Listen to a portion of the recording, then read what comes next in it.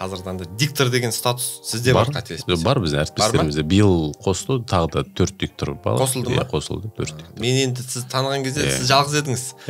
Мүмкін биыл қосылған шығар. Жалпы болмысымен тануда дыбыстың үлесі өте зор. Мысалы сен әлемді қазақ болып тану үшін қазақша тыңдай алу керексің. Яғни бұл осылай әлемді дыбыс арқылы танып түсінгенде, тыңдап түсінгенде адам ол оқымай-ақ ол болмысында сол дүние болу керек. Екінші бір дүние бар, бұл дауыстың үннің бұзылуы. Шын мәнінде қазақы үн қазір бұзылған. Мына нәрсе бар.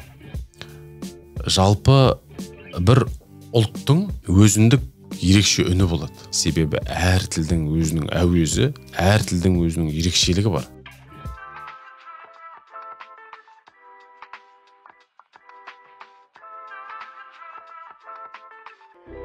Ассалаумағалейкум, құрметті себеп салдар подкастымның көрермендері.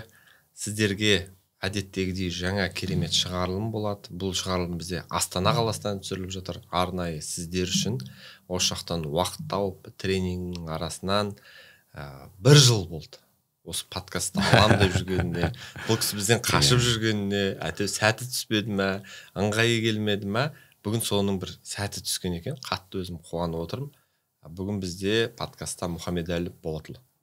Қош келдіңіз. Қош көрдік. Қалайсыз? Мен де бүгін бір дауысымды сияқты қалады. Мен енді мүмкін менің YouTube арнамдағы көрермендерім танымауы мүмкін. Бұл кісі қазіргі таңдағы Қазақ радиосы, Шалқар радиосының алтын дауысы. Мен енді өзім айтам, дикторлардың соңғы тұяғы. Қазірдан да диктор деген статус сізде бар қателеспесем. Бар біздің әріптестерімізде. Биыл қосылды, тағы да 4 диктор бар. Қосылды ма? Қосылды, 4 диктор. Мен енді сіз таныған кезде сіз жалғыз едіңіз. Мүмкін биыл қосылған шығар. Былтырлары. Сонда былтыр қазан айынан ғой, иә? Осы жоспарланып жүрген. Былтыр қазан айынан жоспарлап жүргенбіз. Сол бүгін мынау қазақ үні жайлы, дауыс, қалай дұрыс сөйлеу керек, сөз өнері, сөз құдіреті жайлы өзіңізбен сөйлессек. Одан кейін өзіңіздің бір айтып беретін күшті бір оқиғаларыңыз бар еді, өмірден өткен, басыңыздан өткен. Сол жайлы бір ашылсаңыз, күшті болады. Жақсы. Қалай көңіл? Өзі Құдай салған сөзді айтамыз ғой. Иә. Адам өзі керемет бір оқып біліп, немесе үйреніп жаттап сөйлеймін деп ойлайды. Бірақ осы әр сәтте өзі бір байқайтынымыз, әсіресе осы эфирде жүреміз, сөйлейсің, сағаттап эфирге шығасың, әйтеуір минутты жалғап отырасың деген. Соның барысында тек шын мәнде ойға не түседі, соны саптайсың. Жаттаған сөзіңді, дайындалған сөзіңді кейде ұмытып та кетесің. Сондықтан, сол Құдай не салады ауызға, соны айтамыз ғой, негізі. Солай ғой. Дұрыс сөз салсын, екеумізге енді. Айтқаныңыз. Бүгінгі таңда бағана екеуміз жаңа осы сұхбаттың алдында сөйлесіп қалғанда өзіңіз айттыңыз, мынау балабақша. Мына жерде балабақша көріп қалдық. Балабақшаны көрген кезде балабақшаны қазір балалар тақ-тақ қалай деді? Әртүрлі осы еліктеу сөздер деген бар. Жалпы тіл өзі ережесінде бұл өте бір үлкен тарау, керемет тарау. Соңғы 1-2 жылдай болды, осыған кішкене ден қойып жүрген бір жай бар. Еліктеу сөздерде дыбыстық еліктеуіштер деген бар, бейнелеуіш сөздер деген бар. Бейнелеуіш сөздер деген пошымына табиғи құбылысқа қарап, мысалы түйенің маң-маң басқан деп келуі деген сынды дүниелер. Сол суреттейді. Байқасаңыз, соны суреттеу барысында қолданылатын жалпы сол бейнелеу сөздерінің барлығы қазақтың өзінің төл дыбыстарымен шығады. Ың бар, қ бар, басқа бар. Енді екінші дыбыстық еліктеуіштер деген бар. Дыбыстық еліктеуіш деген ол бұған дейін жалпы қазақ баласын оған үйретпейтін. Ол болмысында біте қайнап, өзі ер жеткенде, бой жеткенде сол ұл-қыздары соны айтып, есікті тоқылдатып жатыр дейді. Тақ-тақ деп қағылады есік деген сынды. Тағы да басқа деген. Бұл дүниенің ерекшелігі мынада болды. Мысалы, түрік тілінде мылтық пуф деп атылады. Кәдімгі олар әдебиетіне де солай жазады, пуф деп атылды мылтық деп. Бізде ол тақ деп атылады. Бізде бай тақ-тақ ойнайсың ба дейді, тақ-тақ ойнайсың ба деген сияқты. Яғни мылтықтың дауысы бізде тақ деп шығады қазақша.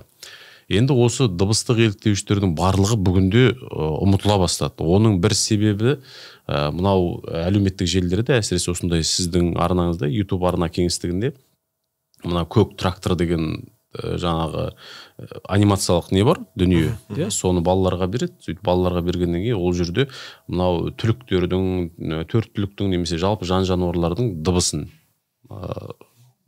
қайталайды кейіпкерлер. Көк трактор кетіп бара жатады, сол жерде сиыры орысша енді му дейді. Сиыр орысша му дейді, жаңағы қойы бе дейді, тағы да басқа кар дейді, қарғасы деген сын. Қазақшада бұл мө дейді ғой. Қазақтың сиыры мөңірейді, мө дейді. Әмен айтады, мә дейді қойы. Осыны бала ұмытады. Сөйтеді де мына бүкіл айнала қоршаған ортаны, табиғат, осы өзін жалпы болмысымен тануда дыбыстың үлесі өте зор. Мысалы, сен әлемді қазақ болып тану үшін қазақша тыңдай алу керексің. Қазақша мынау кез келген зат шығаратын дыбыс, зат үнсіз дейміз ғой, жансыз дейміз. Бірақ бұның өзі қазақша үн шығарады бұл. Ағаш қақсаң, ол тықылдау керек. Тұқылдаумау керек ол қазақша, ол тықылдау керек. Дәл сол сияқты әр түліктің өзіндік, мысалы, қазақша шығаратын үні болады. Біз солай естиміз ғой. Иә, біз солай, ұлт солай есту керек. Ұлт, мысалы, қарапайым бір нәрсе гүрс етеді, жарылады, немесе құлайды, оны гүрс етіп жар. Қазақшада гүрс болып тұрады. Қарасаңыз, өте әп-әдемі өдеген дыбыс бар. Қаздар га-га-га демейді қазақтың қазы. Ол қаңқылдайды, қаңқ-қаңқ деп, қымен ың бар ол жерде. Ал енді бұл дыбыс өзге тілге кеткенде га-га-га болып шығады жаңағы қазы. Бір нәрсе жарылса, бум деп жарылады. Ағылшынның бір нәрсесі жарылса, ол бум деп жарылады. Қазақтығы гүрс болып жарылу керек.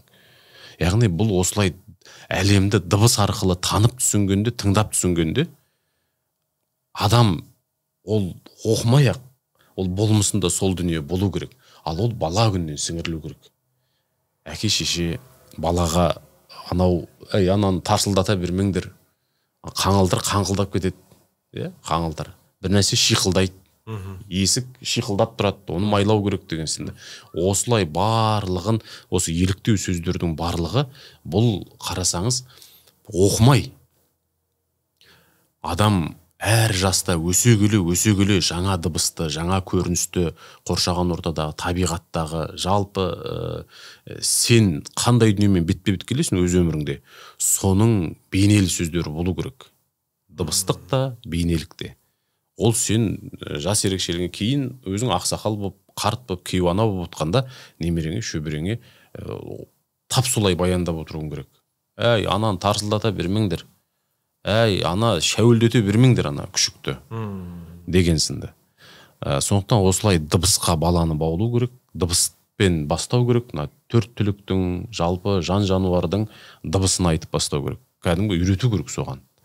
Дыбысына қасқырдан ырылдап баламен ойнау керек, омен кәдімгі бір дүниені тартысу керек, жылқы болып кісінеу керек, ата-ана соны жасау керек, пысқырыну керек, осқырыну керек, бәрін жасау керек. Жалпы сол кезде бала қай дыбыс қалай шығады, бұл қазақтың дыбысы деген дүниені ұғады. Жалпы ең бірінші тілді сөйлеу, бұған дейін де сол жерде мамандар келіп, жаңағы осы кешеуілдеген тілдің шықпайтын сәттері қазір балаларда көп қой енді. Тілі күрмеліп жүреді. Біразға дейін жас балалардың тілі күрмеліп жүреді. Бұның себебі не дегенде, мына адам өзі, бір адам үнсіз екінші адамды тыңдаса да, ананың айтып отқан сөзін құлақ арқылы құйып, мына еріксіз түрде кәдімгі өзі сөйлегендей қайталап отырады. Іштен. Мен қазір қайталап отырмын ба сіз сонда? Иә, ол міндет кез келген адам. Бұл енді дәлелденген, ғалымдар айтты деп айта берейік, өзі ғалымдар айтты десе өзі күшті естіп ғой. Жақсы ма қазір ғалымдар айтты дейсің, қай ғалым екен, қай шетелдік, батыстың ғалымдар деген. Сонда бұл The Conversation деген жаңа басылымға 2017 жыл бір мақала шығады. Сол кезде жалпы осы дыбысқа қатысты мақала, үнге қатысты, адам үніне қатысты. Өзгере ме адам үні, немесе жалпы адам қалай қайталайды дауысты дегенде. Ең басты мына нәрсе. Бала кез келген адам.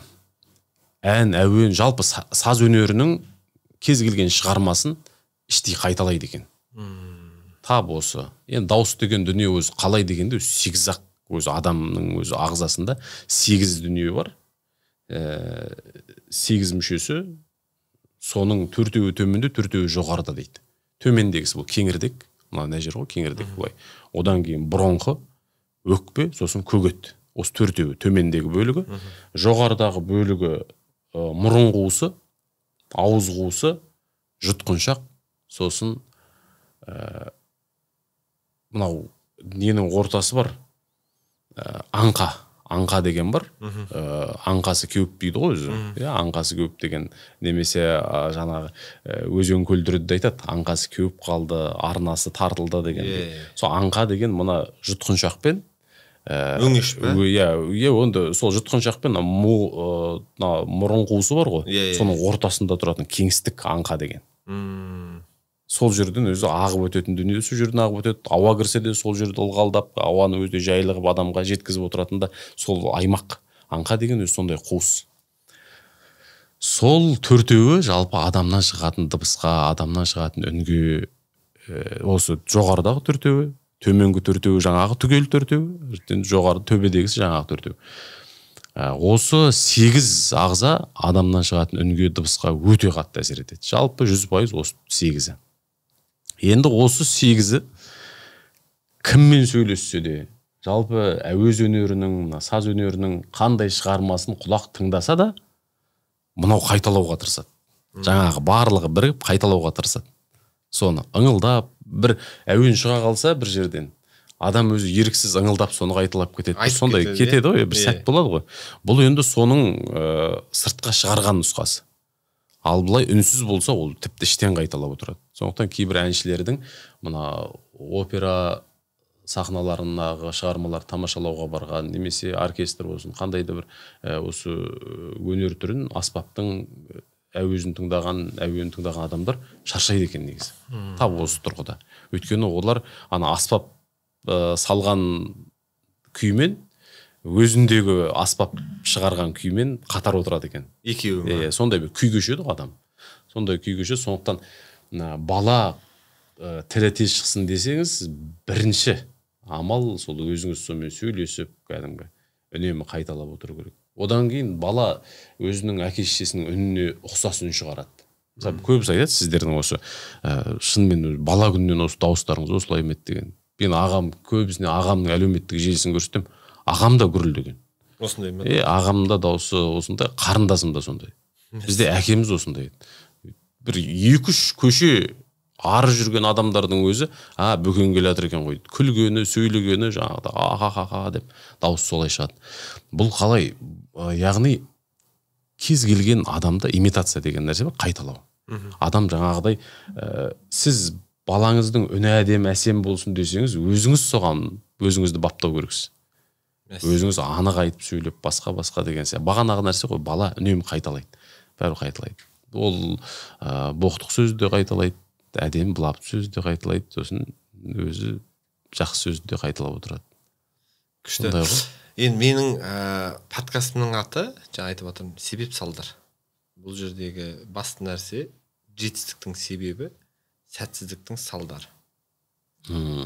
Сәтсіздік деген бізде көп қой, жетістігіміз ондай қатты көп жетістік бар деп айта қоймаймыз енді. Жетістік дегеннің өзіне, оған қай жағынан қарау керек. Дикторлыққа қатысты айтайық. Дикторлыққа қатысты мен енді керемет жетістікке жеткен адаммын демеймін, біріншіден дикторлыққа қатысты. Мына сіздің дауысыңызды бүткіл қазақ жұрты демесем де, осы қазақ радиосын тыңдайтын, рекламаларды естіп жүрген адамдардың біраз таниды ау. Дауыс ұқсас болып келеді, дауыс деген. Одан кейін дауыс деген мына нәрсе, дауыс деген бояу сияқты. Оған біреуге мысалы сары түс ұнайды, біреуге жасыл жағады дегендей. Дауыста да дәл сондай. Біреуге біреудің дауысы ұнамайды. Енді ол дауыстың ұнамауы ол бояуында. Ол бір бөлек әңгіме. Екінші бір дүние бар. Бұл дауыстың үннің бұзылуы. Шын мәнінде қазақы үн қазір бұзылған деп ойлаймын. Өз пікірім деп айтып қойық. Бұл ақталудың бір жақсы жолы шығар. Ертең тапап кетіп жүрмесін, топ шығып бар арнайы. Мына нәрсе бар. Жалпы бір ұлттың өзіндік ерекше үні болады.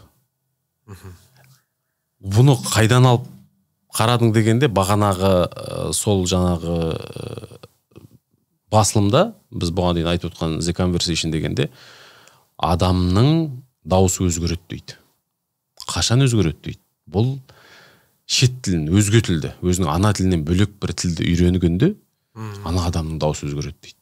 Егер мынаны кәдімгідей өте машықтанды, енді өзі бар зейінін, уақытын сарп етіп жүріп, бір дүниені үйреніп жақсы меңгеріп алса, және оны кіршіксіз меңгерсе, онда оның кінәсі өзінің ана тіліне тиіп кету ықтималдығы бар дейді. Себебі екі тілді мұнтаздай қып, еш қатесіз, мәселесіз айту мүмкін емес. Сен бір тілді өзіңнің негізгі ана тілін қыласың, кәдімгі өзіңнің бойыңда, ол бірінші, оны ештеңемен айырбастауға болмайды. Қалған үйренген тіліңнің барлық, тіпті әлемнің 60 тілін біл. Бірақ оның барлығында сенің ана тіліңді баспау керек мынау. Сенің ана тіліңнің ықпалы, ана тіліңнің әуезі, ана тіліңнің сазы, мақамы, ана тіліңнің кәдімгі болмыс көрінісі, ана сен үйренген тілде көрініп тұру керек. Білініп тұру керек. Ал егер сен екі тілді кіршіксіз, енді қатесіз, осы акцентсіз екі тілді еркін меңгердім, үш тілді таза сөйлеймін дейтін адам жоқ. Мүмкін емес дейсіз ғой, не? Ол еш мүмкін емес. Себебі бұлар зерттеу, сол 2017 жылғы зерттеулерінде 46 адамды алады, сөйтеді, адамдарды былай сөйлетеді. Теріс қаратып өтеді, тыл тұсынан сөйлетеді. Сонда бір адам бір сөзді айтады, аналар айтады, мына адам дейді, тағы бір сөз айтады, дейді. Сөйтті шет тілде, яғни басқа тілде бір сөзді айтқызған кезде аналар шатасады. Мынау қайсы адам, жаңағы адам ба, жоқ, басқа адам ғой деген сынды. Себебі әр тілдің өзінің әуезі, әр тілдің өзінің ерекшелігі бар. Осыны тауып оқысаңыз, осыны дәл берсеңіз дүйім жұртқа, олардың да құлақ құрышын қандырып, көне сазды қайта келгендей көкіректеріне құйғандай, сондай хал кешеді адам. Жалпы кез келген үн деген, кез келген сөз деген өз код, байқасаңыз, кез келген адам сөздің өзінен бөлек үн код. Мысалы, Қойшеш десе біреу көп.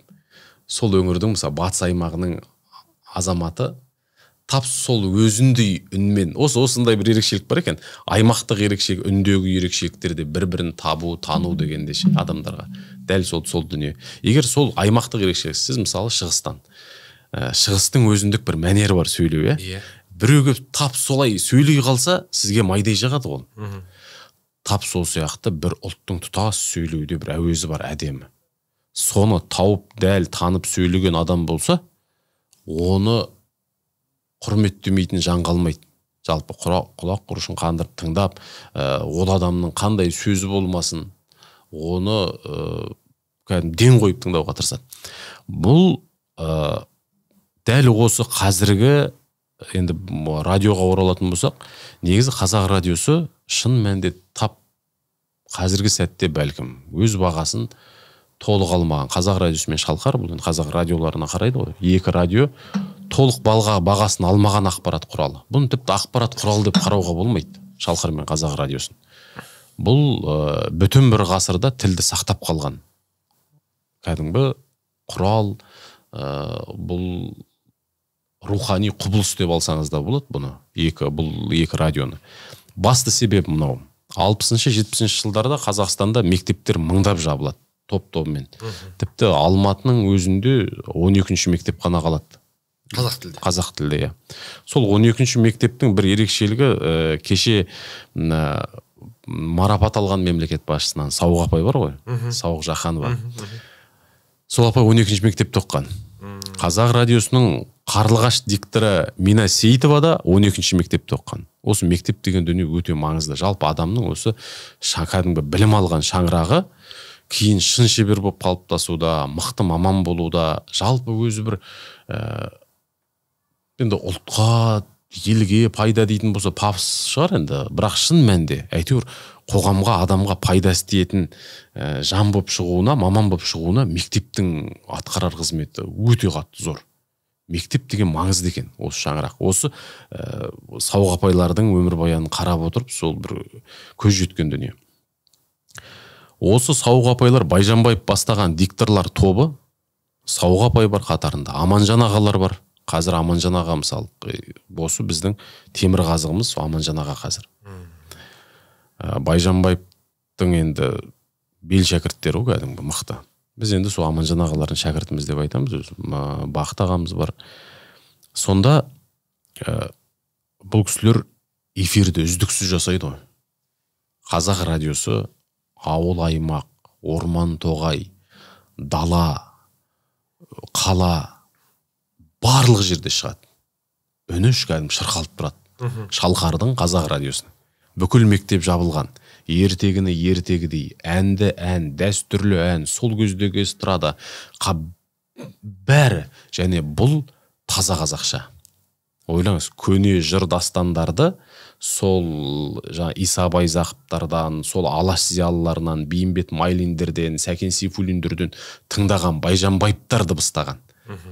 Жалпы қазіргі көркем мынау эфирде, радио, телеэфирде, жалпы осы адамдардың сахнада көркем сөздің эталонын дейді, жалпы өзі негізін қалыптастырған Байжанбаев дейді, Әнуарбек Байжанбаев. Ол дұрыс әлі бағасын алған жоқ деген ғалымдардың пікірі бар. Бұл кәдімгі әдебиет және өнер институтының ғалымдарының айтқан пікірі. Кім екені есімде жоқ, бірақ тап солай айтқан. Себебі бұлар соның негізін қалаушылар деп. Себебі бұлар сол Алаш зиялылары шығарған, Алаш зиялылары айтқан шығарманы дыбыстаған, айтқан сөзді тыңдаған, содан бұлардың үнінде жат дүние болмайды. Ал енді бізде болатын бір себебі бар. Қазір енді осы дүниенің барлық қазақы үннің бұзылуына сеп болған дүние, қазіргі дубляж болсын, қазіргі сахна болсын, өнер, қазіргі жалпы ақпарат құралдарының дені көбінде жалпы сөз сауатына, сөйлемнің дұрыс жалпы сапталуына осыған мән бергеннен кейін үнге аса көп мән бермейді. Ыңды айтпай эфирге шығу қалыпты жағдай болады. Бұл бұрын тіпті ың деген дыбыс, бұл төл дыбысың сен. Ол әр сөзде енді ең құнды сөздерде мазмұн береді. Осы жақында ғана бір әлемдік біріншілік өтті ғой, клубтар арасындағы әлем чемпионаты деген өтті футболдан. Соның жартылай финалын отандық арналарда өте тамаша комментатор, осы көңіл күйді ойындағы тап бір суреттей көрсетіп беретін жас комментатор. Ол да көп жерде мақтаулы болып жүр, өзі марапат та алып жүр. Сол азамат аңды айтпайды. Эфир жүргізіп отыр, аңды айтпайды. Ал спорттағы, қазақ спортында, қазақ жарысындағы басты сөз ол жеңіс деген сөз. Жеңіс деген сөздің өзінде ың бар.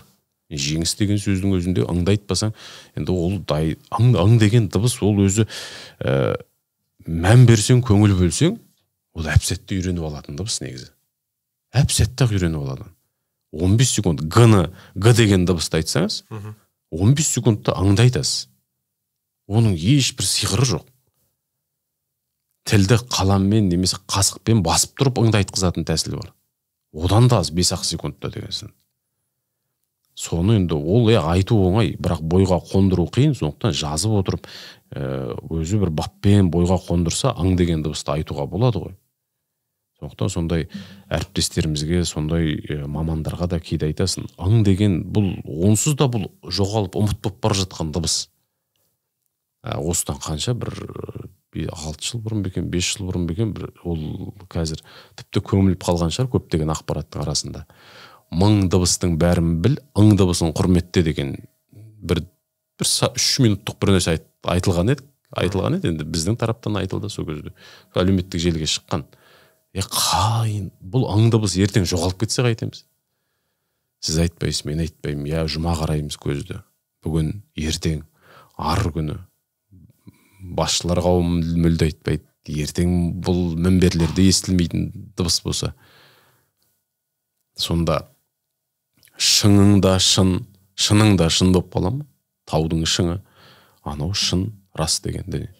Сондықтан бұл мазмұн беретін дыбыс, бұл біздің төл дыбыс болғандықтан оны міндетті түрде айту керек. Сондықтан ұстаздар қауымына, ата-аналарға, балаға осы дыбыс тіпті үйде айтпай жүрсе қадағалап мен де осы екінші ұлыммен күресем. Айтады. Кей жаңа естіген сөз болса қазақша сол жердегі ың мен ны ажырата алмай қалады.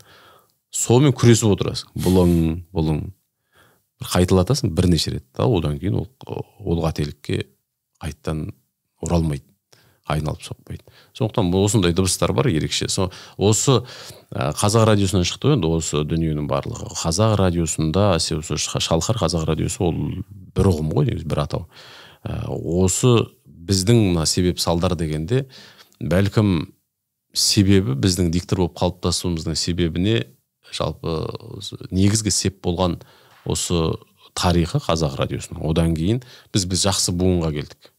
Бақыт Жағыпарұлы, Еділ Анықбай деген сынды алдыңғы буын ағаларымыз мықты ұстаз болды. Содан кейін бір еш жиған кезде сол кісілердің тәк-тәгінен еш жиып кәдімгі дұрыстап, енді мәтінді де дұрыс оқи бастаған сәтте біз Аманжан ағалардың кәдімгі өзі бізге ақсақал болып батасын беріп біраз дүниені баяндағаннан кейін соны үйрендік. Сол себепте мен айтам, дикторлар, Қазақстандағы дикторлар мектебі, жалпы дикторлардың үн тазалығы, дыбыстағы дұрыс дыбыстау кез келген сөзді бұл қазақ радиосы мен Шалқардың шаңырағында ғана дұрыс қалыптаса ма деген ой келеді. Себебі бұл үлкен мектеп. Бір әріптен қате кетсең, ертең ардагерлер қамшалып жүр қуат. Кәдімгі, бұған менде кәдімгі Шолпан апайымыз деген ұрысып берген кәдімгі. Анау өздері, мен одан ондай күтпедім деп кәдімгі.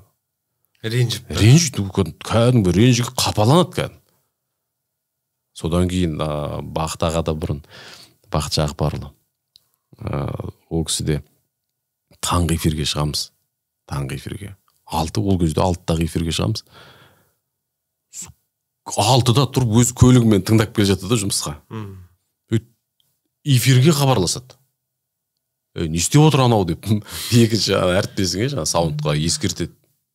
Есін жейсін анау деп. Не істеп отыр деп. Сол кейін бертінге дейін біз кәдімгі 30 жасқа дейін сол кісілер нұсқау беріп, былай оқыңдар, мынау дұрыс, осы қалып, оң, мынау теріс, қате деп сөйтіп айтып келді. Сондықтан диктор дегендегі сол себеппен сеп болуы сол кісілердің шығар деп ойлаймыз. Енді бір ойым, жаңағы біз кітапты, мен енді өзім әжемді айтам, бала күннен әжем көзі нашар көрді. Көзіне ота жасатты, өзі қартайған шағында. Сосын мен әжем баққаннан кейін мені бала күннен әжеме кітап оқып беретін. Өзінің кітапханасы бар, жеке, үлкен қор кітап. Содан біреуін алдырады, сөйтіп оқимын. Бала күннен, ол 1-ші сынып, 2-ші сынып. Содан мектеп бітіргенше. Күніге, бірақ ең көп оқығаным, бағанада сіз айттыңыз ғой, 2004 жылғы бір дүниені айтамыз деп. 2004 жылы мен ауырып қалдым. Кәдімгідей бір 8 ай дәрігердің өз қарауында, әйтеу сол маңда жүру керек болды. Емхананың әйтеу есігінен сығалап жүру керек болды, осы бір шама уақыт. Сол кезде ең көп кітап оқыған кезім сол шығар. 8 ай бойынша жаттыңыз ба? 4 ай кәдімгі осы дәрігерлердің осы телміріп қарап отыруымен болды. Сол 4 ай үйге шығарды одан кейін. Үйде болды. Сол сырқаттанып қалған сәт қой сол. Сол кезде әйтеу кітап көп оқыдық қой деймін. Сол ең көп кітап оқыған. Дикторлыққа келген кезіңіз бе болсын? Жоқ, бұл кәдімгі оқу бітіріп мектеп бітірген кезім ғой. Мектеп бітірген кезім. Біз мектеп кезінде де белсенді болдық, сол жаңағы сахнаға шығып, анан жүргізіп, мынан жүргізіп. Мектеп кезінде ең бірінші Байжанбаев деген есімді мектеп кезінде мұғалімдерден естідік қой біз. Біз сахнаға шығамыз, көркем сөз оқимыз, абай оқулар, мұқағали оқулар барлығына қатысып жүрген кез. Ол енді бір керек осыдан шығатын дүние, жалпы апам жаттатты маған. Мұхтар Шахановтың поэмаларын, өлеңдерін, ол былай жаңағы таңқын қайда төскөрлеген деген отырардың күйреуі, жаңғырық деген дүниені. 2-ші сыныпта жүргенде Шынболат Ділдәбековтің термесі бар, шындық туралы толғау деген. Соны домбыраң өзіңнен дәу сөйтіп айтып жүрген кезіміз. Дәу домбыра арасында 2 қағуға ғана қолым күші жетеді бір. Сөйтіп шығып жүрген кез. Сонда кейін қарасақ, жалпы негізгі жаңағы себебі бала күннен жаттағанда.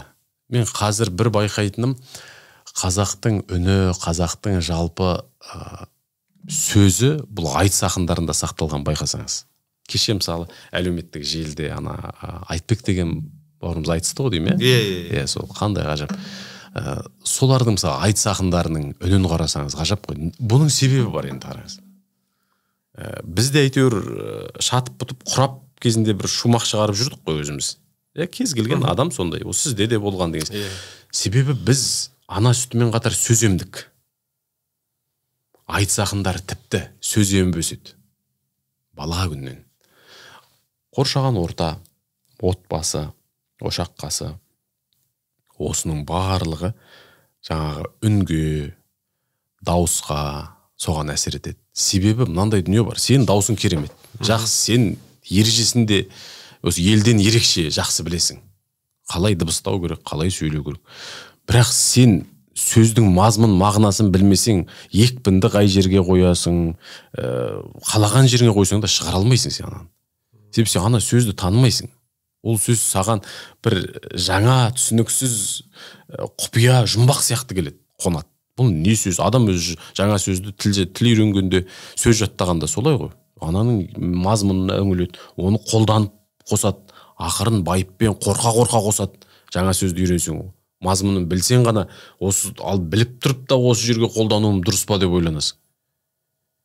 Яғни дәл солай негізі жалпы сөзді кәдімгі сөзбен бөскен бала, бұл қазақ баласы сондай болу керек негізі. Бала күннен кәдімгі ертегіден бастап, біз жаңа апам әйтеуір есімде бала күннен осы қасын алып жатады. Мен 5-ші сыныпқа дейін апамның құшағында жаттым. Ерке болып өстім өзім. Әлжуаздау болдым кішкене. Содан кейін де апам қасын алып жататын. Сонда сол Алпамыс, Қарасай Ғази, Қырымның 40 батыры, барлық Қыз жібек деген сол көзде тыңдайтынбыз. Қасында жатып. Баламыз 5-6-тасың, сол көзде тыңдайсың. Содан тыңдай, ол айтқанда жаңа аңылдап отырып, әуездеп, созып айтады өзі. Үлкен осы қарт кісілерді негізі баланы сол кемпір шалдың қолына беру керек негізі. Бергенде басы бүтін емес. Кемпір шал үйіңде болса тіпті жақсы. Олардың бір мақамы, олардың кәдімгі кез келген, байқасаңыз, орыс тілді болған қазақ қартайғанда анадан қазақылық бәрібір естіп тұрады. Бұл тектік тұрғыда өзі бұлшық ет қайттан сол әуенге, сол әуезге алып келеді ау деймін. Деп бәрі сөйтіп қалады үлкен кісілердің. Үлкейген шағында кәдімгі өзі қарттық келгенде сондай бір байыпты, байсалды болып қалады. Сол әуен, сол әуез тілдегі сол мақам керек. Сондықтан жиі тыңдау керек. Одан кейін осы екі дүние айтысты көп тыңдаса және дәстүрлі әнге ден қойса, тілдегі әуез тазарады. Біршама тазарады. Өйткені мына деген дыбыстар, соның бәрі созылады ғой. Деген дыбыс. Осы біз өзің кейде бір шүкір ететін, бір кәдім қатты бір көңілің толатын бұл қазақтың дыбыстарына. Аңда бар, ғда бар, бар, өде бар, ода бар. Нені дыбыстаған келеді? Өзі қалағаныңша қолданып, өзі құмарың қанғанша шырқауға да, сөйлеуге де, айтуға да болатын дыбыстар ғой. Сондықтан бұдан артығын енді білмем кім қайдан іздеп табатын. Сондықтан осы дүниені үйрену керек, осы дүниені шырқау керек. Біздің осы кейінгі жылдары әлемде әнмен бір әлдейлеп тамсандырып кеткен жастар қатары көп қой. Әміре де шықты, Димаш та шықты, Максим деген бала. Әйтеуір осы ел енді бүкіл әлем тағандай әнші шығады деп осы қазақ даласына үңіліп отырады ғой. Енді бұл да негізі тілдің бір ерекшелігі. Бұған енді қазір аса бір қатты ден қоя қойған жоқ. Бірақ тілдің ерекшелігі міндетті түрде болады. Тіпті тіл адамның болмысына мына дүние ескерсіз, тіл дегенде шығып кетті. Мысалы, француз тілімен адамның артық салмағынан арылу үшін Францияда сол француз тілін үйрену керек деген екен. Себебі сол тілге жұмсалатын қуат адам бойынан энергия аламын. Иә, көп қуат алады екен. Сол қуатты көбірек жұмсайсың. Қазақ тілі де сондай. Қазақ тілінде өзі бір мәнеріне жеткізіп кәдімгідей меңгеріп алып ән айтатын болсаң, ән салатын болсаң, сөйлейтін болсаң сағаттап, түнді таңғаластырып сөйлесең жалғап, онда сенен бір артық бойыңда бір ет болады дегенге сену қиын. Себебі шын мәнінде күш алады ғой. Эмоционалды тілдердің қатарында. Осы бір бар француз тілі, сонда егер қарап көріңіздер, енді бұл әлеуметтік желіде шыққан ақпардың бірі болғандықтан есімде қалған шығар. Бірақ осы подкастты көріп, соған осы ақпарды естіген жандар үңіліп көрсе болады. Осындай бір дерек шықты. Яғни артық салмақтан арылу үшін француз тілін үйренеді екен деген. Кәдімгі осы кәрі құрлықтағы осындай бір жағдай болды. Яғни бұл тілдің де өте көп қуат алатынын, адамнан осындай бір қайрат жұмсайтынын қажет ететін көрініс шығар. Ал енді қараңыз, бір қызығы, осыдан келе Ахмет Байтұрсынұлының өзі айтады. Біздегі тіл ерекшелігінде, осы бізде екпін қоюда қазақ тілінде, поляк тілі мен сол француз тілінің ерекшеліктері байқалады дейді. Байқалады дейді. Осы екпін қоюда. Жаңағы соңына келсе, екпін сөздің соңына келсе, ортасына түссе дегендей ереже бар. Осы екі сөзді айтады. Осы екі тілді айтады. Сөз өнерінің үш таған дедіңіз. Тризубца. Дайындық, эмоция, мақсат. Осы жалпы анау сөз өнері деген сала, бұл сөз өнері дегенге кіргісі келсе, жалпы қазақ баласы, бұл Ахмет Байтұрсынұлының әдебиет танытқыш деген туындысы бар. Ғаламат туынды, әлемде ондай некен саяқ. Ондай шығарма жалпы санаулақ ұлтта бар әлемде. Тап сондай әдебиет танытқыш сияқты шығарма. Сондықтан бұл Ахмет бабамызға әр қазақтың айтар алғыс шексіз ғой негізі. Сол жерде осы сөз өнері дегенге жеке тоқталады. Сөз өнері дейді, қазақтың жалпы сол тіл әуезділігі, жалпы қай дыбыстарды көбірек қолданса сұлу сөйлеуге болады.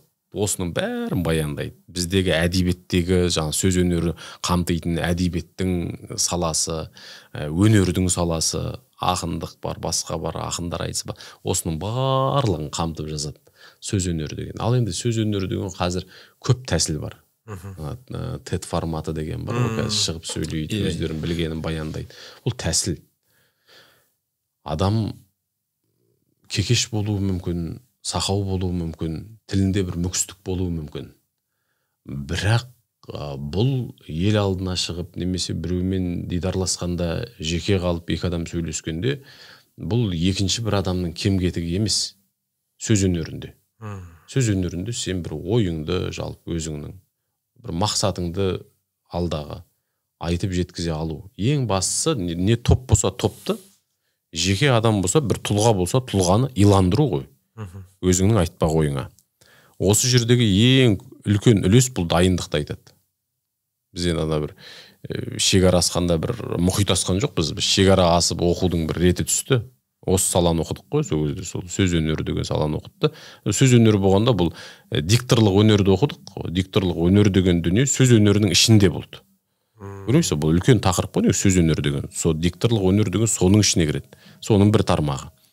Сонда мынандай дүние бар. Бұл айтады, адам кез келген дүниеге дайындықпен. Мысалы, сіз бағана айттыңыз ғой, қашқақтап жүрді ма, басқа болды ма деп. Өзі көп дүниені бүйтіп шығып айта да бергің келмейді.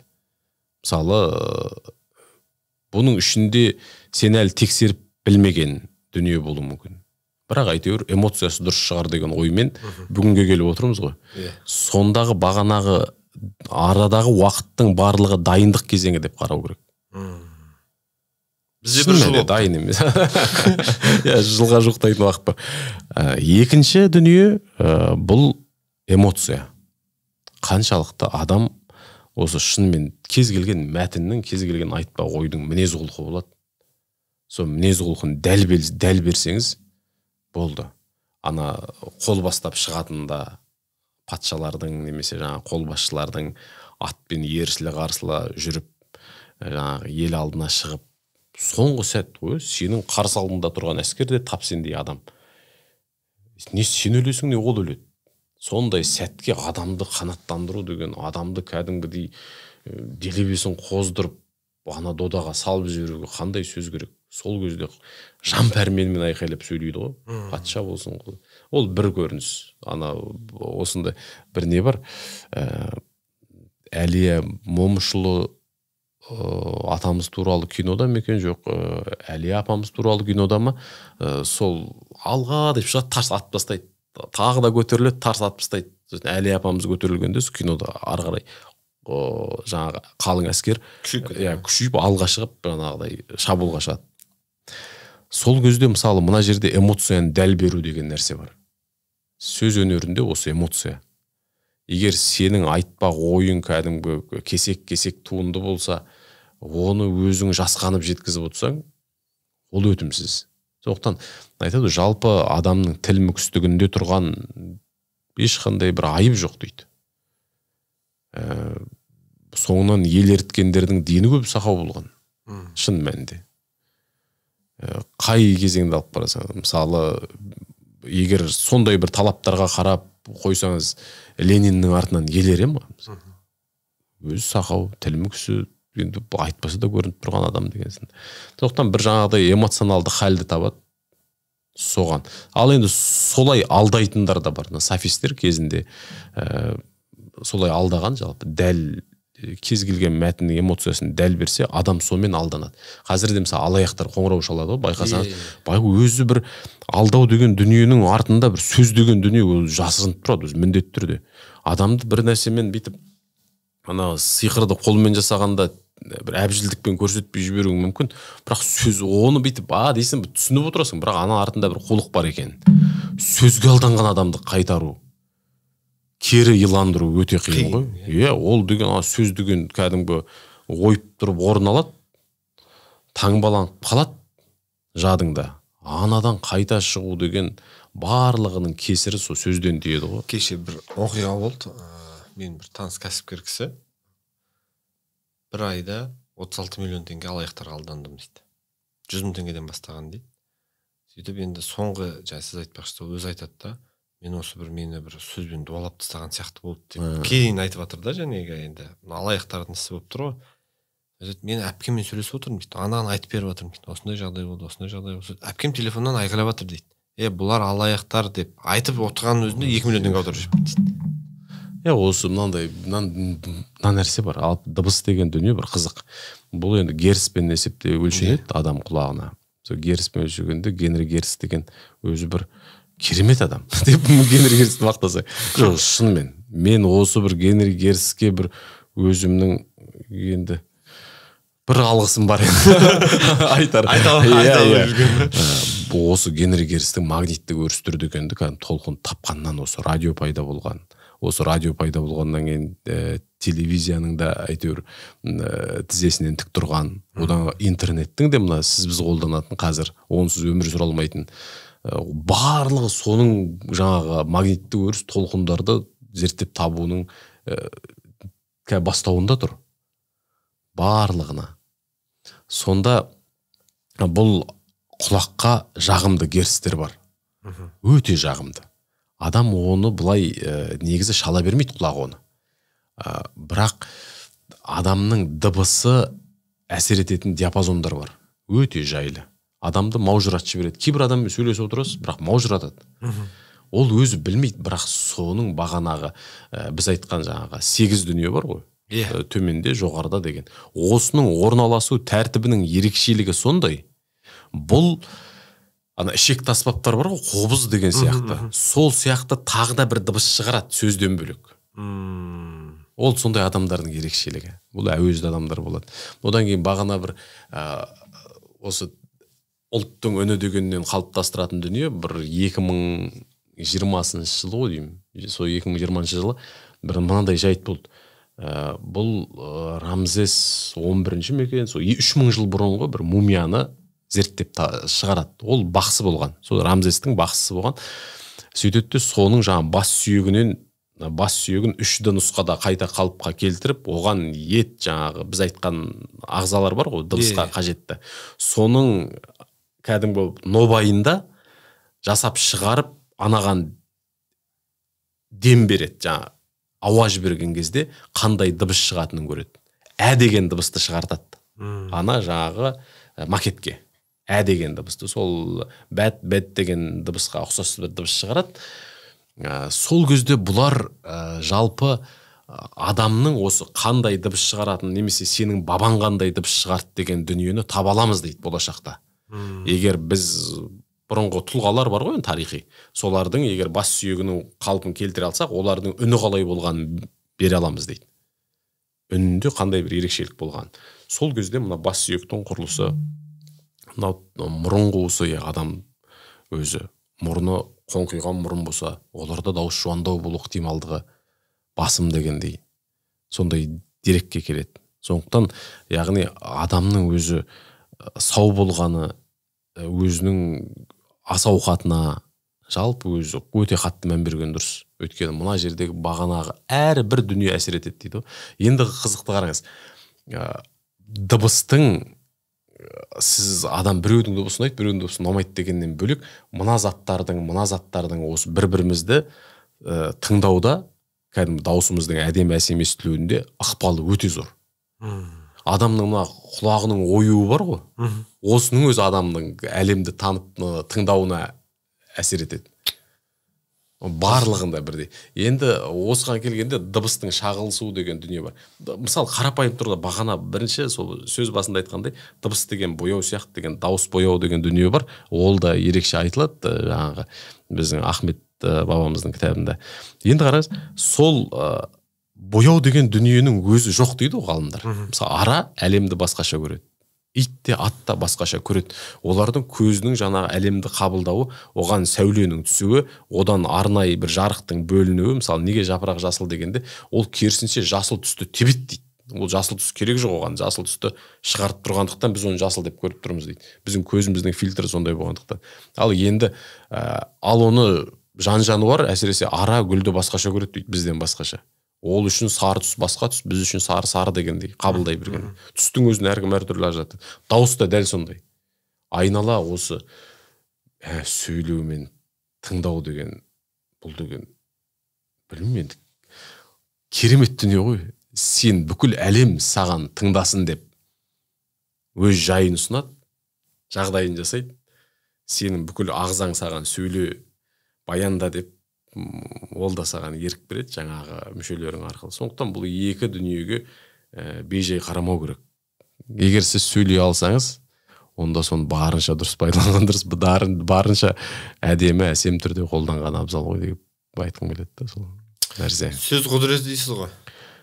Иә, сөз қадірім, өз қадірім деген ғой қазақ деген. Қазақтың әсіресе сөзге қатысты енді бұл өте, қазақ халқы неге сөзді өте қатты қадірлеген. Сөзді енді адам өзінен биік, өзінен артық қойған.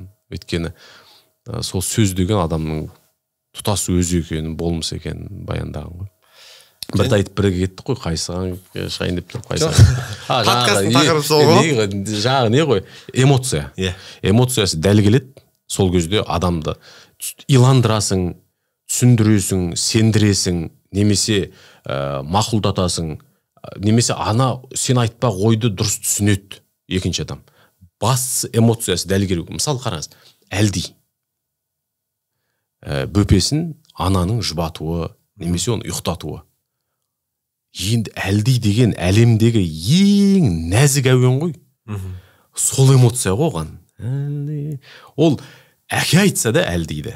Ана айтса да бәр бірде айтады. Мейірім төгіп анаған солның барлығын салат. Ана пырылдап ұйықтап атқан балаға үзбей әлді айта береді ғой. Өзі анадан әсерленеді, өзінің әлдейі бар. Ана әлем деген бір әуез өнеріндегі, жалпы саз өнеріндегі дүниенің ең ұлысы ғой енді. Соның барлығын берген кезде сол жаңа әлдейдің эмоциясы әлдей болу керек. Сол эмоцияны берсеңіз бала ұйықтайды, бала тынышталады деген сияқты. Әлдейдің айналасында ана бала тербетіп отқан ананың, бесікте әлде айтып отқан ананың қасына келсе, негізі ол жары келсе жары ұйықтап қалады, негізі оған бір ғой. Тынышталып қалады. Айнала тыныштық деген мүлгі кәдімгі сондай халге түседі ғой. Сондықтан эмоцияны дұрыс беру керек. Сөз өнеріндегі басты дүние эмоция. қалай болсын, кім айтса да, оны президент айта ма, пақыр айта ма, пенде айта ма, адам басқа азамат айта ма, бәрібір ол эмоция дәл болу керек. Одан кейін мақсат. Яғни осы үш тағаны дейді, осы үшеуін білсе, сөз өнері толық адам бойында бар. Егер жаңа дайындығы дұрыс болса, бір ойды айтпақ. Ол ыңғайланып дайындалып процесі. Әлдейді айтам, әлде ақбөпемді айтам. Ол мида бір дүниені сөз деген өзі солай ғой, бағана бір дүние айтылды ғой, өз арамызда отқан кезде, ақыл туатын жерден туады деп. Сөз. Әйтпесе қайдан білесіз? Ақыл деген қай жерден ұстап біле аласыз ба бір жерден? Мысалы, мидың өзінің атқаратын қызметі бар. Ол жаңағы бір импульс беру керек. Әр ағзаның әр бөлшегіне импульс жіберу керек, тоқ жіберу керек кәдімгі. Саусақты көтеру үшін, қимылдату үшін де мидан тоқ келу керек ол жерге. Кәдімгі импульске барылу керек. Ми өзі жаңағы естіп білгеніңізді, көріп байқағаныңызды ми қорыту керек. Түс ретінде қорыту керек, дыбыс ретінде қағу керек деген сынды. Осының барлығын алып отқаннан кейін мидың өзінің атқаратын дүниесі бар. Ол саған сөзді қашан тауып береді, қай кезде ол сөзді сөзге жалғап сөйлеміп береді. Сондықтан ақылмен тұтас күйінде сөз. Қазақтың өзі бір әдемі сөзі бар, адамның ақылы аузын ашқанша деген. Сол жерде білінеді, негізі өзі көрінеді. Деңгейі дейсіз? Білмеймін, біз соңға қарағанда деңгейім менің өз ортадан сәл төмен ау деп ойлаймын. Содан мына дүние бар. Осы үшінші дүние мақсат. Мақсатты ұмытпау керек. Мен осы дүниені айтып отқан барлығының мақсаты дикторлық деген өнерге ден қойса, жастар немесе кейінгі буын, Қазақ радиосы мен Шалқар деген радио бұл ақпарат құралынан бөлек ұғымға ие болса, ойлаңыз, сіз 10 мыңнан астам тұлғаның даусы бар. Бұл ұлттық кітапхана сияқты, ұлттық театр сияқты, барлығын қоса алғандағы бір рухани орда. Оның ішінде қанша адамның даусы, қанша Әуезовтің, Момышұлының, Бауыржан атамыздың, Қасым Қайсеновтің, жалпы өткен ғасырдағы тұлғалардың 40 Әміре Қашаубаевтікі бар, 30-шы жылдарда жазылған, бірақ 40-шы жылдардың ортасынан бүгінгі күнге дейін өткен ғасырда қазақ даласында өмір сүрген барлық тұлғаның даусы бар, сақталған. Соны айналдырып беріп отырса, оның кәдімгі тақырыпқа қарай тауып, үзіндісін кәдімгі кейбір роликті айналдырмай, соларды айналдыратын болса, Қазақ радиосының басшылық құрамы болсын, басқа болсын. Негізі Қазақ радиосына, жалпы Қазақ радиосы мен Шалқарға осы құндылықпен қарау керек негізі. Себебі бұл шын мәнінде өткен ғасырда тілді сақтап қалған құрал. Құрал емес, бұл құбылыс, тілді сақтап қалған. Кәдімгі мектептер жабылғанда бағана айттық қой, соның жалғасы ретінде. Ал енді бір қызығы, қараңыз, сол кездегі дикторлар, Олжан апайларымыз болсын, немесе дикторлардан бөлек режиссерлар, жаңа Фарихан апайларымыз болсын, барлығы мына артық ойсыз амал еткен. Бұл қазақ бандай ұран жоқ. Қазаққа қызмет етейік, мынау болсын емес, өз жұмыстарын дұрыс адал атқарған. Ең басты ерекшелік болды. Сол арқылы ақы талап етпеген, мақтау марапат күтпеген. Өздерінің бар шеберліктерін салған кәдімгі. Міне осылай эфир әдемі, әйбат, әсем болады деген оймен. Сауық апайлармен сол Аманжан ағамыз бар қазір, Әнуарбек аталарымыз соның көшін бастап жүрген. Сауық апайымыз бар бәрі. Сауық апайымыз кеше марапат алды ғой. Президент суретке түсетін кезде, ұмытып кеткен суретке түсуді ұмытып кеткен шықты ғой, әлеуметтік желілерде. Ой деп қайта барып суретке түсетін. Бұл кісілердің жалпы болмысы сондай. Қазақ радиосының дикторларының болмысы сол. Ол сенен кейде бір лауазымды адаммен суретке түсуді құжаттай көретін адамдар бар ғой, артық құжаттай. Ол кейінше әлеуметтік желіге салса да бір бедел өскен сияқты көрінеді. Бір Қазақ радиосының дикторларының ондай қабілет қасиеті де жоқ. Болды, келді, суретке түсіңіз дейді, сосын барып кәдімгі болмыста бір өтірік жалғандық жоқ қой енді. Әдемі сондай әдемі ардагерлер бар. Олар тілді сақтауға атсалысты. Далада қазылада қазақтың үні шығып тұрсын деп ертегідей, әңгімедей, ақпаратыңды ақпараттай, жаңалықтай оқып тұрды. Сол кісілер қалыптастырған мәнер кешеге дейін келді. Енді бұзылып жатыр. Мен қазір өзім осы қаладағы жақсы университеттердің бірінде сабақ берем. 30 бала келсе, соның 2-3-4-інде ғана, енді 2-3 десем тіпті аз деп жағамыз тұрамыз. Бірақ енді сол 3-4-інде ғана бір тілдегі осы қазақы үн байқалады. Қалған бәрі қалалық мақамда сөйлейді. Тұтас қазақы үн жоқ, аңда жоқ кейбіреуінде. Осыған бір қапаланасың, қалаңдайсың тіпті, мә бұл не болады ертең. Сондағы ертең ары кетсе бір 2-3 жылда сені өкшелеп келе жатқан әріптестерің. Дені көбін сауаты жақсы, басқа да тіл білет дегендей ғой. Қазіргі жастардың бір қатесін екінші бір дүниемен дүзетіп алатын жаңағы тұсы сол сауат, білімді бәрі. Сенен артықтау тіл білет. Диктор, енді қазір жаңа айтып жатсыз ғой, қанша жыл диктор болып жүргеніңізде? Негізі 20 жыл мәтін оқып жүргеніме, дубляжы бар, басқасы бар. Қазақ радиосында 16 жыл. 16 жыл. Иә. Өкінетін сәт бола ма? Өкінетін сәт болмайды, өкінсең де кеш енді. Енді не табасың енді? Жаңа қандай дүние табасың іздеп. Спортшы бола да алмайсың. Спортшы болғың келеді. Оны кімді басып озасың, кімді алып жағасың. Оған да күш керек. Сондықтан осы бір ой өкінбеймін, себебі қатты ұнайды өзіме. Мысалы, бүгін бір дүние қарайсың, осы дауысқа қатысты, үнге қатысты. Ертең бір дүниені табасың. Және адам дауысы деген толассыз даму үстінде бұны ешбір техника алмастыра алмайды. Жалпы мынандай ғой. Жасанды интеллект ертең бізді ауыстырады деген ой келеді. Бәрінде сұрақ туады. Ол да оқып жатыр ғой қазір. Алиса, Алекс дегендер сөйлесе береді. Сол Алиса, Алекстердің өзі шатасатын, соларды шатастырған ғой негізі бағана. Адамның дауысы өзгере ма дегенде, иесі жаңағы қосымшалардың бар ғой. Иелері бір тілде сөйлеп жүріп, екінші тілде бұйрық берсе, ана қосымшалар танымайды деген дауысты. Танымай қалады. Әйтпесе ол қосымшалардың бәрі сол тілді біледі, барлық тілді біледі дегендей. Енді мына дүние ғой, оған адам даусының ешқашанда эмоционалды мына аудио кітап деген дүние бар. Аудио кітап. Аудио кітаптың адам оқығанмен робот оқығанның айырмасы жер мен көктей. Адам деген ол кәдімгі эмоциямен оқиды. Әрбір мысалы бір сөздің ішінде екпін қою деген бар. Екпін қою деген әріпке әріптің дұрыс жалғануы. Мысалы біреу біздің тілде мысалы көкөніс болса көкөніс деп оқып жүруі мүмкін, шекара болса шекара деп оқып кете беруі мүмкін. Ал жасанды интеллект оны солай оқиды да ол. Қалай бар, қалай таңбаланып тұр, солай дыбыстай береді ол. Бірақ анау мәнеріне келтіріп, кәдімгі екпінін дұрыс қойып, ананың мінезін дұрыс ашып мәтіннің оқу, ол адамға ғана тән. Өйткені адамда ғана жан бар, адамда ғана бұлай эмпатия бар, эмоционалдық қалып тұтас адамда ғой негізі. Оның ең бір асыл бағалы дүниелердің барлығы ол міндетті түрде тірі адаммен жасалады деп ойлаймын. Жаңа сөз өнері деп жатсыз ғой.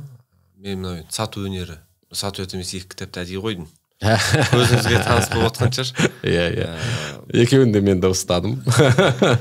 Ондай да неміз бар, әдетіміз бар, кейде дыбыстайды.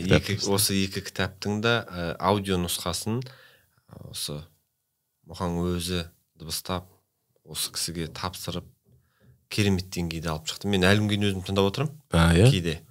Қатесі болса айтыңыздар. Өзімнің қатемді іздеуде. Бірақ бағанағы айтқан сөз өнеріндегі сияқты мен сату өнеріндегі негізгі бір құндылық ретінде 3 нәрсе бердім. Енді өзіңіз білетін шығарсыз. Сатуға дейінгі кезең, дайындық кезең, сату кезең, сатудан кейінгі кезең.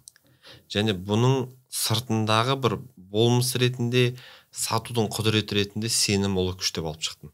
Үлкен және мен тұр ғой, және сіз айтып жатқан сияқты бір адамға бір нәрсені сату үшін сен сенуің керексің.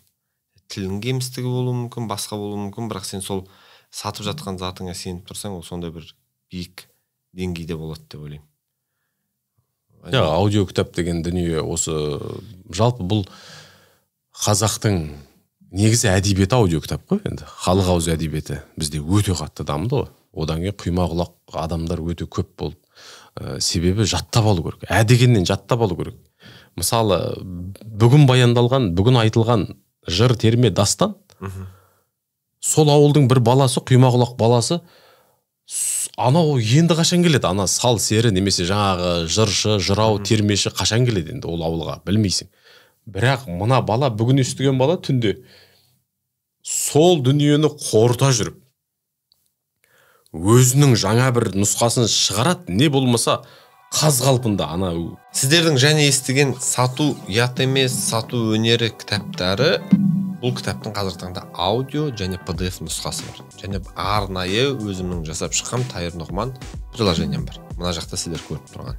Егер сіздерге қызық болатын болса, бұл кітаптың офлайн тірідей емес, онлайн аудио форматын, PDF форматын алғыларыңыз келсе, мына жақта нөмір шықты.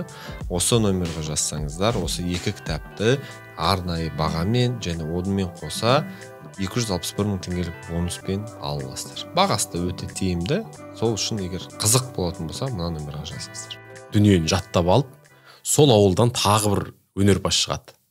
Ол өзінің достарына айтады. Ол жаңа құрбы-құрдастарына айта бастайды. Жас ерекшелігімен түрлі әңгіме дастанды жинай бастайды. Яғни барлық аудио арқылы. Яғни осы аудиалды жүйе ғой жалпы тыңдау. Сондықтан аудио кітап деген өте жақсы. Мен өзімде тыңдаймын. Жаттығу барысында тыңдаған жақсы көремін аудио кітаптарды. Өте керемет дүние ғой. Адамның қолы бос. Жалпы өзінің іс-қимылыңа, амалыңа ешқандай бөгет болмайды, шектеу қоймайды. Жасап жүре бересің, бірақ құлағың өзі адамда 24 сағат жұмыс істейтін бір ағза, сол құлақ қой өзі. Байғыз тыным таппайды. Ұйықтап жатқанда да дейсіз ғой. Сол арқылы оянасың ғой. Мына ұйықтап жатқанда мына әлеммен байланысты құлақ ұстайды ғой. Тарсыта қалған дүниеге атыңды айтып айқайлағанда көзіңді тырнап ашып ұйқың қанбаса енді айтқан адамды немесе дыбыс шығарған жерді жақтырмайды. Кім екен бұл деп пе? Қазақ радиосы, Шалқар радиосы, бір керемет нәрсе айттыңыз. Қазақ тілінің сақтап қалуына өткен ғасырда әсер еткен құбылыс дедіңіз. Құбылыс. Мен құрал деп те айтпаймын. Ақпарат. Негізі осы Қазақ радиосы мен Шалқар радиосын негізі ақпарат құрал деп қараудың өзі ол бір қателік па? Тар терезеден үңілген сияқты оның үлкен ғимаратына. Сұрақ қойғым келеді. Бүгінгі таңда Қазақ радиосына көңіліңіз тола ма? Әрине, енді толмайды, өзің жасап жатқан жұмыс. Әрине, енді бұл жердегі ана өзің жасап жатқаннан кейін. Жоқ, өзіме толмайды. Деп айтайын мен енді. Өзіме толмайды, себебі ашылдық көрмеймін деп. Жоқ, көре де берсін. Мен қанша осы соң 16 жылда 9 директор көрдім ғой мен Қазақ радиосында. Ол қай басшысы көрсе де радионың, жалпы радионың басшыларына жеке подкасттарын айтындай ғой енді. Біз 9 директор деген енді осы 16 жылда оның өзі бір үлкен не ғой енді, қай директордың қандай еңбек атқарған. Бір қызығы мынандай нәрсе, директорлерге қатысты әңгіме болсын дегеннен айта кетейік. Мысалы осы 21 ғасыр деп алайық. Қазақ радиосының 21 ғасыры. Осы ғасырда сол директорлердің кезінде еңбек еткені бар, еңбек етпегені бар. Олардың көзін көргені бар, жұмыс істеп жүріп. Кейін келгені бар, дейін болғаны бар. Қаншама директор келген. Осы 21 ғасыр, 2000 жылдан 2025 жылға дейінгі аралықта. Бірақ екі есім ерекше мақталады, ерекше айтылады. Кім? Оның біреуі Жүрсін Ерман, екіншісі Нұрлан Өнербаев. Осы екі ағамызға. Соның сәті түсіп Жүрсін ағаммен сұхбаттастым 2 сағат 8 минут. Ол диктофонға жазып сұхбаттастым. Осы биыл барған кезде. Сол кездегі ол кісінің радиоға деген қалай болды келгенде, басшы болып келген кезде ой мақсат деген дүние болады, мұрат деген дүние бар. Жалпы осы мұрат деген өте керемет дүние. Өзі адамның мақсаттан да асыл артық бір сөз. Екіншісі сол Нұрлан аға. Жүрсін аға мен Нұрлан ағаны айтады. Сол кезде істегендер тіпті ерекшелеп айтады. Ой, кім Нұрланның кезінде, Жүрсіннің кезінде деген сияқты. Осы екі ағамызға ерекше мән береді. Мен ол кезде көрдім, Жүрсін ағаның соңғы жылында, соңғы айларында келдім, ол баға бере алатындай деймін жоқ. Кейінгі директорлерде, мысалы 9 директор ма, 10 директор ма, көрдім ғой. Әрі қайсысы өзінің қал-қадірінше енді дамытқысы келеді. Кім енді құлдыратам дейтін мекемен. Кім, ешқандай адам олай келмейді ғой. Олай келсе ақымақты адам.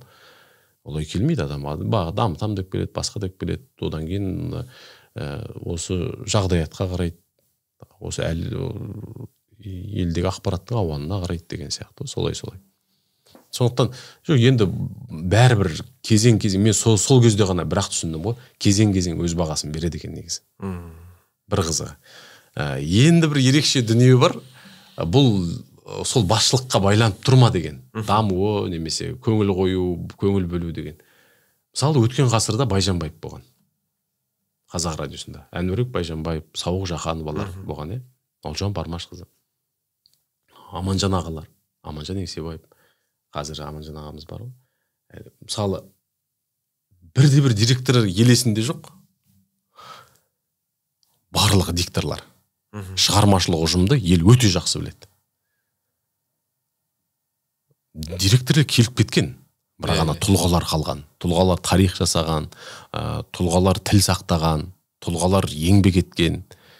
Олар да бір қайтарымсыз кәдімгі. Осы бізге әйтеуір жаңағы жоғарының көз түзу болсын, немесе әйтеуір биліктен баға берсін деп істемеген бәрі.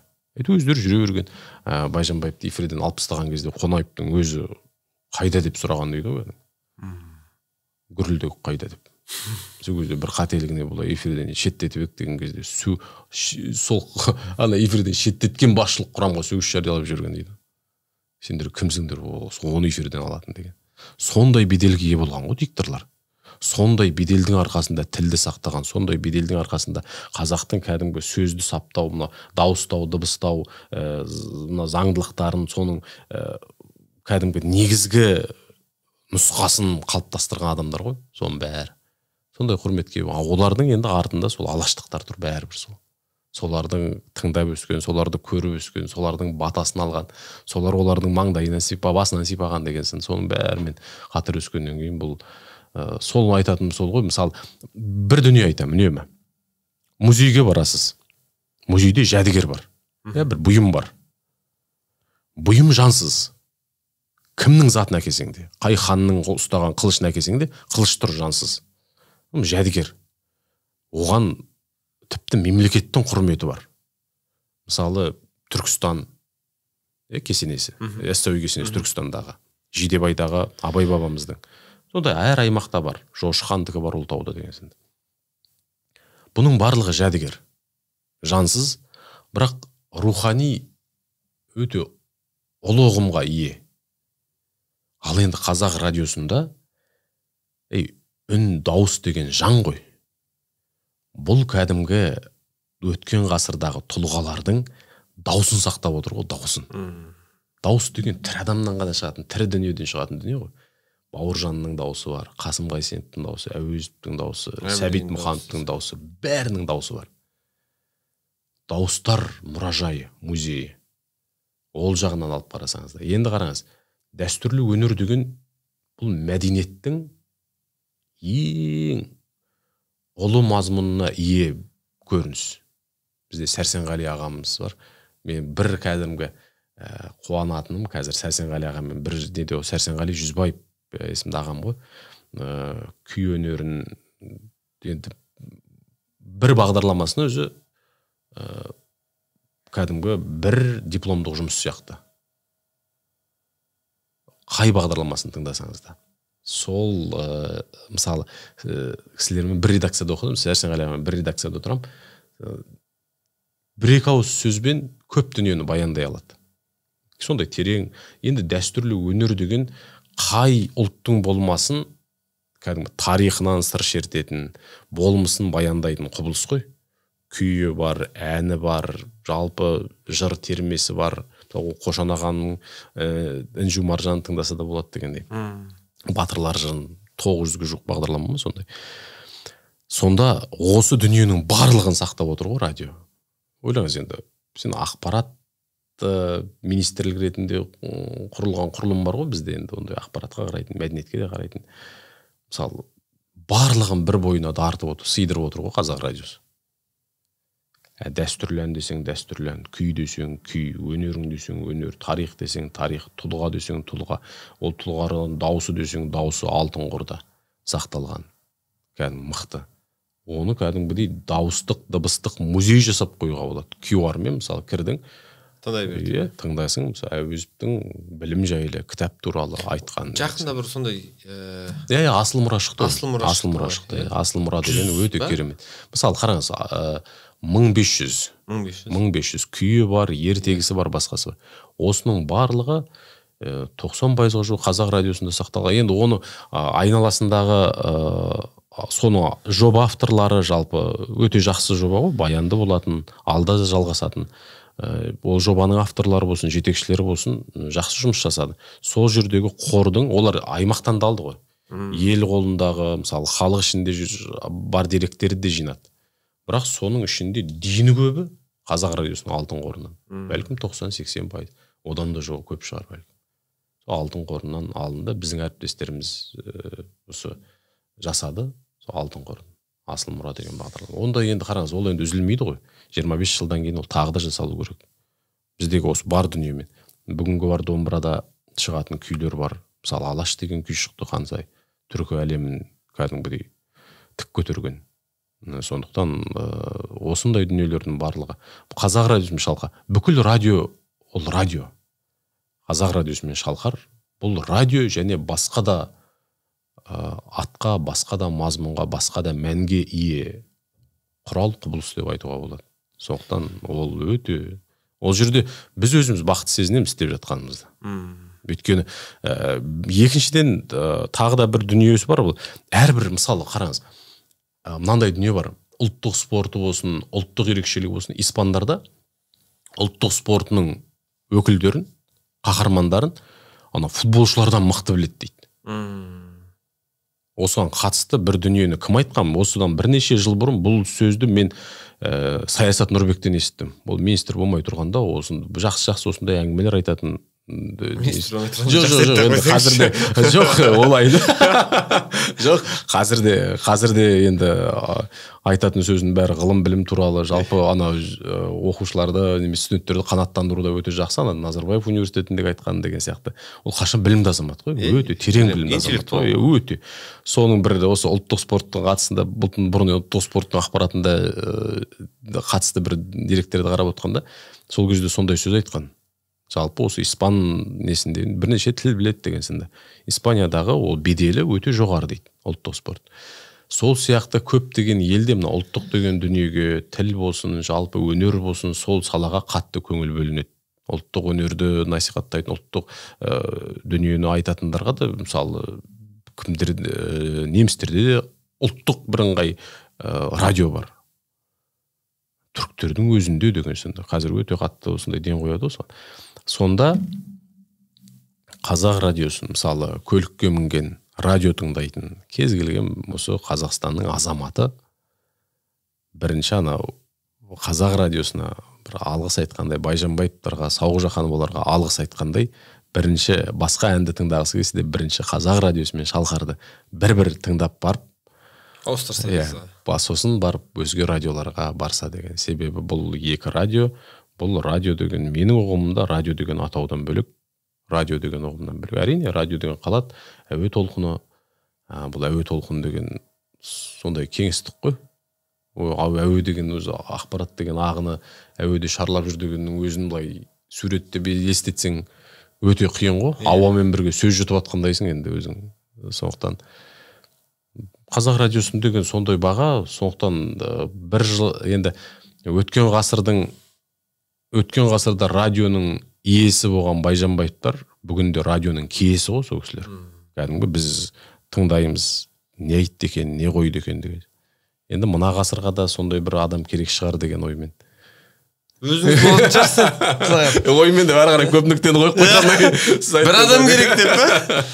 Бір Болатұлы болып жатса, оның несі айып деп па? Жоқ, енді ол шығады ғой. Ел іші өнергенші деген жалпы қазақ барда небір мықтылар туады ғой. Біз кейде ойлаймыз ғой. Осыны Сәрсенғали ағамен бір редакцияда отырып сөйлескенде үнемі айтады. Қазақ барда туады ғой. Алыпты да туады халық. Батырды да туады. Өнерлінде туады. Байжанбаевтың әлі бесеуі келеді бір ғасырдың өзінде. Оқтан қазақ барда қазақ радиосымен шалқар болады ғой. Соны қою керек. Ол жаңағыдай ғой. Кім кеп басқарады, қай құрылымда болады, маңызды емес. бірақ бұл өнер ретінде, мәдениет ретінде, сосын осы ақпарат құрал ретінде соңғы кезекте осы қазақ радиосы болады. Бір нәрсе өзгерту мүмкіндік болса қазақ радиосында не өзгертер едіңіз? Бағана айттым ғой, негізі өзіме көңілім толмайды, себебі мен өзіңізден басқа. Сол кездегі сол шақтағы кәдімгі өткен ғасырда еңбек еткен дикторлардың кәдімгі қанша қайрат жұмса, өте қайратты болған барлығы, қандай керемет болғанын білем. Өткен деректерін қарап отырам, үңіліп отырам, үнемі естеліктері бар деген сынды. Бірақ өткен шақтан тағы да үңілгенде, бүгінгі күнге келгенде ондай бағада берілмейді дикторлерге. Бәрібір оқып жатыр деп. Ал мен қапаланам кейде. Деп күшеніп оқитындар шықты, орысша оқитындар шықты. Одан кейін орысша оқылған, кәдімгі орыс тілді адам оқығаны анық байқалатын жарнамалар отандық арналарда өте береді. Ойлаңыз. Бір мысалы банктың жарнамасы болады, ол өте береді. Бір әлемдік сусын болады, онда кәдімгі сақау болып оққан сақау енді. Қазақ тілінде емес анау. Қазақ адам қазақ оқымаған және оны. Бірақ қ жоқ ол жерде, ың жоқ, ғы жоқ деген. Реклама, жарнаманы, тұтас ретінде, тұтас туынды ретінде келеді, ол жарнама сатылып алған уақыт басқа да. Бірақ осындай қарау керек. Екінші дубляж деген дүние бар. Қазір Nat Geo Wild па, сол күндізгі бөлім қазақшалап береді. Оны кім қазақшалап отыр? Жасанды интеллект қазақшалап отыр ма? Екпінді дұрыс қоймайды. Қате. Сосын тағы да бір арналар бар. Кәдімгі тек жаңағы бір билік үшін қойылама, сондықтан тілдің сауатына жазылу деген жарнама, маңдайша дегендерге қараймыз ғой. Қазір оны қолдайтындар, тілді қорғайтындар көп бар ғой адамдар. Мысалы, өте керемет жұмыс істейтін Назгүл ханым қандай. Калькасы қазақ тілі деген. Бүкіл жастар соған тіркеліп алса қандай ғажап. Мен өзім қарап шабыттанатын кісі. Маман ғой. Сол жәнегі тілдік жарнамаларға мән берсе дейсіз ғой. Соның кәдімгі шынымен үнге де енді тілдің өзінің сауатынан бөлек үнге де кәдімгі қараса үңілсе дейсің ғой енді. Құрылымдар шығу керек. Ол ертең жоғалып кетсе, мысалы, бүгін ыңға мән бермейсің, эфирге шығарасың, комментатор болсын, басқа да шыға береді дегенсің. Ертең тағы біреу эфирге шықты, басқа болды дегенде. Енді арғы күні жарайды, бұл әріпті енді кім қолданғысы келсе қолданады, қолданғысы келсе қолданбайды дейсіз ба? Сонда бір әріпке, бір дыбысқа. Сол кезде азая береміз дейсіз, 40 болып құдай сақтасын. Жоқ, біреу сонда ереже енгізеді ма деймін, ол енді ақылға қолымыз парадоксалды нәрсе ғой, енді өте ауыр. Онсыз да түрік ағайындарда жоғалып кеткен дыбыс көп. Ана жұмшақ, юмшақ к дегені бар, басқасы бар. Ғы дегені, қ дегені бұрын болған екен оларда. Жоғалып кеткен, Кейін мынау әліппеге, латын қарпіне басқа сөз жоғалып кеткен. Бірақ анау ауыл аймағында, мына бергі шығыс жағына қарай қ деп қымен сөйлейді дейді кейбіреу. Ішкі. Мынау бергі жағында. Шығыс жаққа жақын, оңтүстік шығыс бағытында. Сол жақтар. Күшті. Басқа қандай, не қалып кетті? Бітті бәрін. Тағы да бір жыл қуып не қылып жүрмейік та? Жылына бір өсіп сұхбат беріп отырсаңшы енді. Жылына айтылмаған не, тағы не айтайын? Келесі жылға дейін бір ашылып, мен бір құлағым құрышығанды бір соңғы подкасттарым ішінде бір таза қазақша сөйлеп, өзімізді кейде бір арасына қосып жібереміз ғой. Сіздің ана бір қазақшаңыз шынымен де. Мен ең бірінші осы мектеп, осы орысша, жалпы мынандай уже, еще деген, жалпы осы дүниені қоспай сөйлейік деген дүниені бір жылдар бір топ болып, бір 5-6 бала қолға алып, сөйтіп кеттік, сол бойға дарды. Кейін таза қазақша, мысалы, таза қазақша дегеннің өзінде де мен де қате сөйлеуім мүмкін. Мен де айттым, адам бір барлық болмысымен саф күйінде жоқ адам. Сөйлеп отқан адам қателеседі. Міндетті түрде қателеседі. Жалпы көп сөйлеген адам әйтеуір қателеседі. Ол анық нәрсе. Тек мен қателесейін, бірақ әйтеуір үнде, дауыста, немесе дыбыстағанда қате кетпесе дегенге ғана қазір ден қоятын болдым. Қалғаны енді қате кете береді ғой. Оның үстіне өзі әйтеуір тал бесіктен жер бесікке дейін әйтеуір адам үйрене береді, жаңа дүниені үйренеді. Сондықтан ең басы солай, екінші сол қазақ радиосына тыңдаса, шалқар тыңдаса дейсің, ел ютубта сіздердің арналарыңызды тыңдай бермейсіз. Өтіңдерің деп. Рахмет Мұха. Сізге айтар алғыс. Уақытыңызды бөліп, бір жыл дегенде әйтеуір бүгінгі сұхбатқа уақыт тауып, зейін қойып, шынымен бір күшті болды. Өзім бір жақсы болып отырмын, жеңілдеп отырмын. Ертең әйтпесе тренинг бар, айттым ғой сізге. Осындай бір қарбалас кезеңде әйтеуір уақыт тауып өзіңізбен сұхбаттастық. Табысты болыңыздар, табысты. Мынау ғой, бір сіздерге де қуанып, өзі қолдай кетіп, бір сәттілік тілеп отыратын, тақым қысып өзі болысып отыратын адам ретінде. Өйткені кәсіпкердің де қазақ тілі болғанын қалаймыз. Біз қазақ ретінде жұмыс істегеннен кейін, өзің қазақтың өне бір нәрсе деп жүргеннен кейін, бүкіл дүниенің қазақ болғанын қалайсың өзі. Ол солай ғой, болмыс солай өзі. Адамда өзі солай ғой өзі. Осы қазақ тілді кәсіпкерлер көбейсе, мынау болса деген сияқты. Сондықтан сіздерге де табыс тілейміз. Сіздердің де еңбектеріңіз осылай еселенсін. Амин. Жемісті болсын. Мен енді мына өзім YouTube арнамдағы оқырмандарым, көрермендерім бүгінгі шығарылым мүмкіндігінше лайк басып, комментарий жазып, таратып, басқа адамдар көрсін, көбірек тарасын, шынымен де өзекті бір тақырыптар қозғалды деп ойлаймын мен.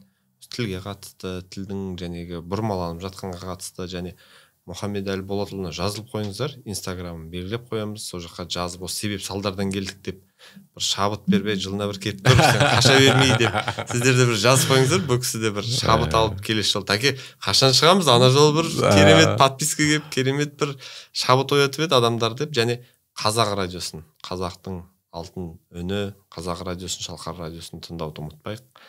Бүгіннен бастап бәріміз бетке алайық. Көптен бері өзімді тыңдамай кетіп едім негізі. Сіз әріптес болдыңыз ғой. Енді мен кезінде сол ана. Құрметті көрермен деп кәдімгі сөйтіп айтатын. Оған ден қойып келсе, Тәкең расында да қазақ радиосының эфиріне шыққан. Рубрика еді ғой енді ол шағын. Айдар ретінде шыққан.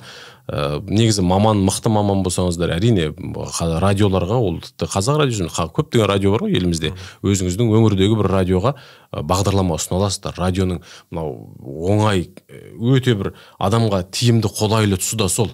Сіз мықты маман болсаңыз, 5 минуттық бағдарлама дайындап, аудио қазір қолыңыздағы құралмен оқып беріп жіберсеңіз, ол радионың жалпы жетекшілері, сол радионың жұмысын дөңгелетіп жүргізіп отқан адамдар, шынымен сіздің айтпақ ойыңыз, жасаған бағдарламаңыз тыңдауға лайық болса, және қоғамға қажет болса, міндетті түрде эфирден береді оны. Сондықтан егер әдемі шынымен сондай дүниелеріңіз болса, мархабат, ол бүкіл радиоға ұсыныңыздар, қазақ пен шалқарға да айтып көріңіздер, мықты маман болсаңыздар. Алла қаласа. Тек сәттілік тілеймін. Рахмет көп. Жоғалмаңыз. Келесі жылы тағы бір сұхбаттасайық енді. Алла сәттілік. Бұйырса енді. Рахмет. Аман болайық.